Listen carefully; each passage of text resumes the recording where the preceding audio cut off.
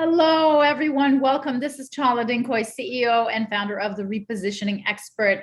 I'm here again with another wonderful guest for my podcast, the Naked Marketing Podcast, where we talk about really scary, authentic, big, expensive marketing mistakes. So I have here the wonderful, beautiful Michelle Eberhard as my guest. Welcome, Michelle. Thank you. Appreciate it. Tell us who you help and what you do. Oh, that's a great question. Actually, we help all businesses that are in the startup phase. And what we do is we have a sequence of what to follow in order to be successful in business. Because many times you can go to seminars and search on Google and get lost on Google time and time again and never find what you're actually seeking. And that's what we noticed when we were in the business consulting world of, wow, there's not a one-stop shop, one place to take you from idea to conception, to funding, to fortune. Mm-hmm. So what kind of startups do you work with? Mostly tech or B2B, B2C? Who is your ideal sweet spot? It's actually all of them, because the fundamentals of starting a business are very much the same, especially when you dive into fears and actually committing to your purpose, your passion. All of it, the base plate's the same. And so it goes from, your pool people, people that are starting a pool business, to tech companies, to network marketing companies. They're all very similar in terms of, hey, your step-by-step process. So is this in an online process that you deliver, or is it in-person coaching? What exactly is it? It's an app. So it's a very easy app that takes you on a journey. It actually bridges the gap between reality and fantasy. So if we could all just jump into Harry Potter and learn business, it would make it a hell of a lot funner.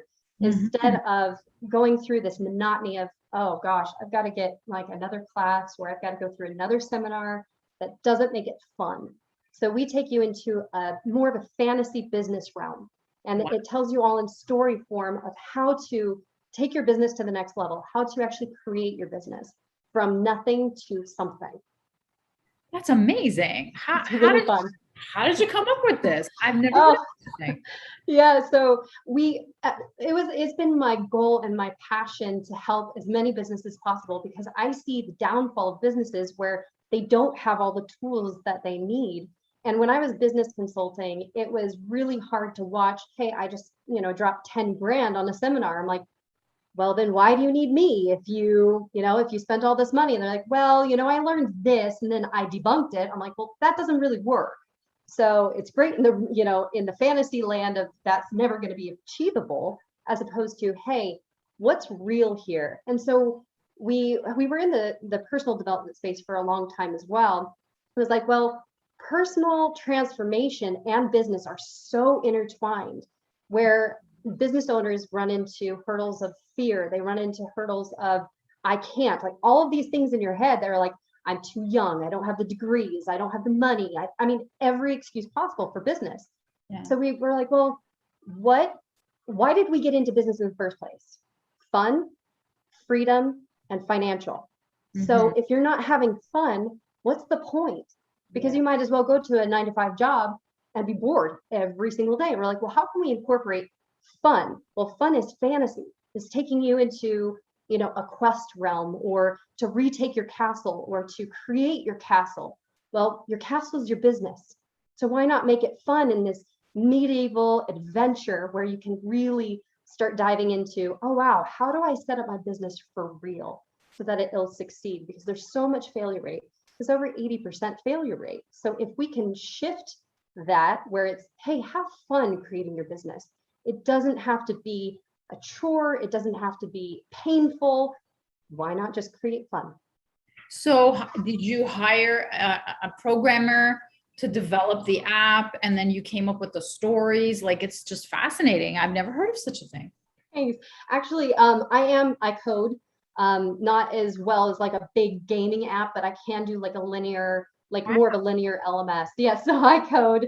That's one of the things that I jumped into a long time ago when I started with businesses. I'm like, I need to understand how to build a website, because you have all these hats, right?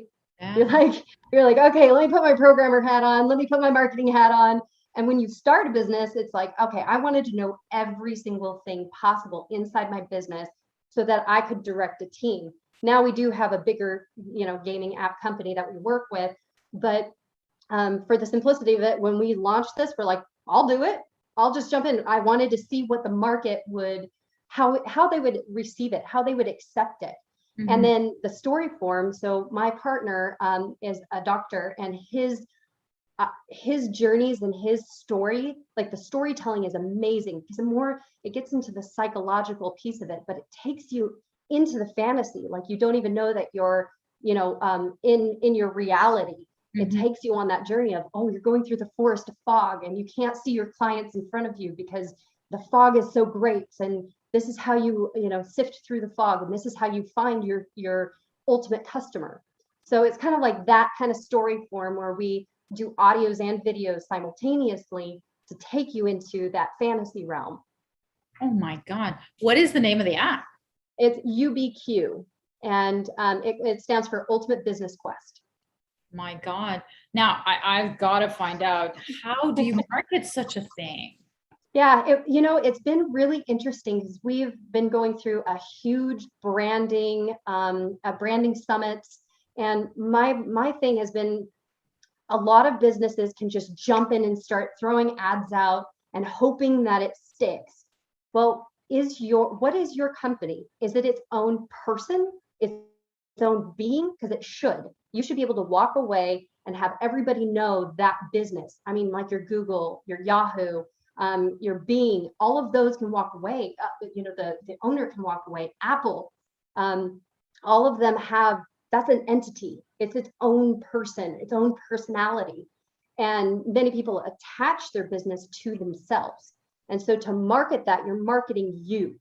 You can't step away from that brand. So it's, okay, how do you really set that groundwork? Who is your business? What does it stand for? Removing yourself as what you want versus what the market is asking for. And so we went through that whole process, and it's in-app ads, Google ads, Facebook ads, but also referrals and network marketing, massive.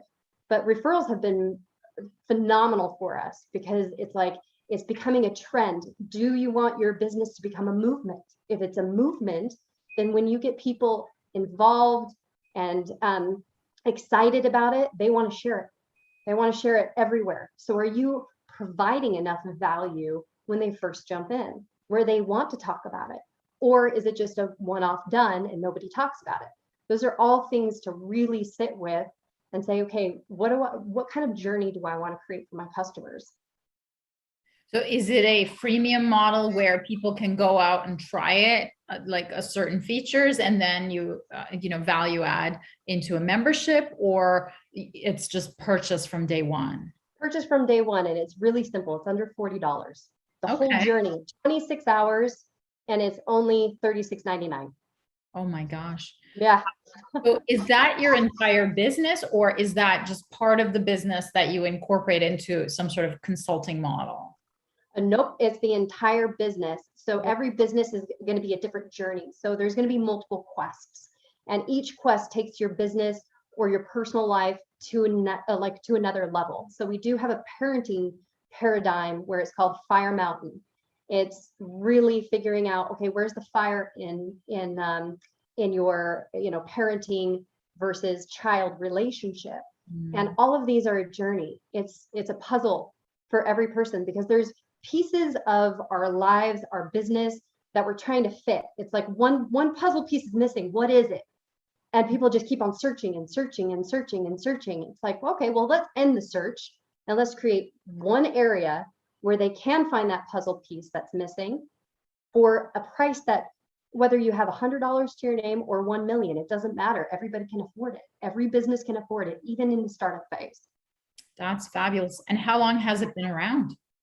Well, technically speaking, the more of the desktop linear app has been around for about 10, 15 years. We just moved it into an app within this past 2 years, and it has had significant testimonials of, wow, I didn't know what I didn't know. And it's amazing because there's one journey that says quit before you commit. And it's amazing how many people quit before they even really commit.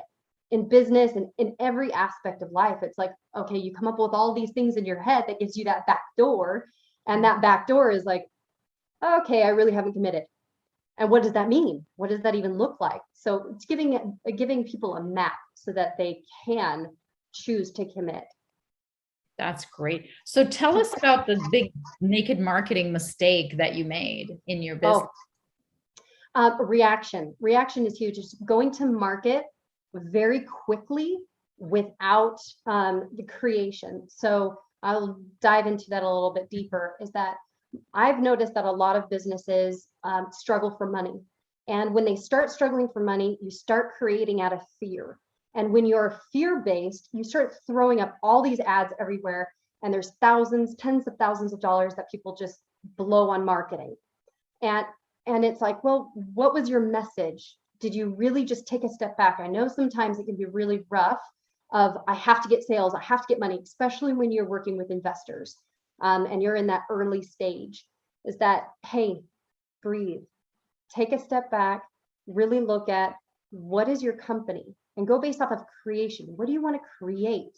What do you want the people to feel, that emotional compulsion? How do you want them to be drawn in? Before you just start throwing out all these ads because you saw somebody did something and it worked. Even if it worked for them, it may not work for your business or you. So that's one of the biggest mistakes I've made. Reaction. So what's your parting marketing advice for our viewers and listeners? I would say storyboard what that funnel looks like, whether it be one of those huge, post-it sticky notes or a whiteboard, is from the very early stage of when you have somebody see your ad. What do you want your ad to really speak to? What part of them? And do you really understand your avatar? If you can answer that, then the next step would be, okay, what do you want them to feel when they come through that funnel? That funnel is super important, because if it's clunky, if it's frustrating, what do you want them to feel? And get a test audience to do it with you, of maybe friends and family, close relatives, whatever it may be. Have them go through that particular journey and give you feedback, because many times we just throw it out there thinking that it's hitting the mark, but then other people experience it, and sometimes our egos can get in the way of, no, it's great, it's perfect, no, I'm not going to change anything. Well, you don't know what you don't know. So getting that feedback and really making those changes is really crucial, because sometimes maybe your mom or your dad, an older generation, is that your target market, as opposed to maybe an 18, 19-year-old. Are you really testing those markets to see what they're saying? No, it's too difficult. I dropped out at this point. Why did they drop out? And start changing those and pivoting those before you throw out a huge marketing budget. And also take a smaller marketing budget. So if your total marketing budget is 10 grand a month, go to like 1 or 2 for the first 2 months. Test it. Look at the analytics. Put heat mapping on your website or your funnel so you can see what they're doing with their clicks, especially the rage clicks. I don't know if anybody has seen those rage clicks. So when you do heat mapping on your landing page, you can see a rage click means people are just clicking and clicking and clicking and getting really frustrated because they think it's supposed to be a link. So you might be losing out on 20% of your market because they're frustrated that they think that should be a video or a clickable link or some sort of pop-up. So it's really understanding that piece of it before you go way out there and start, throwing out your entire budget. I love it. I've never heard of rage click. Oh, it's hilarious. I was like, I've heard of rage travel. Is it? No, that's revenge travel. That's after COVID, right? Everyone's going to oh my gosh, right? On revenge travel. Yeah. But so how can people reach you, Michelle?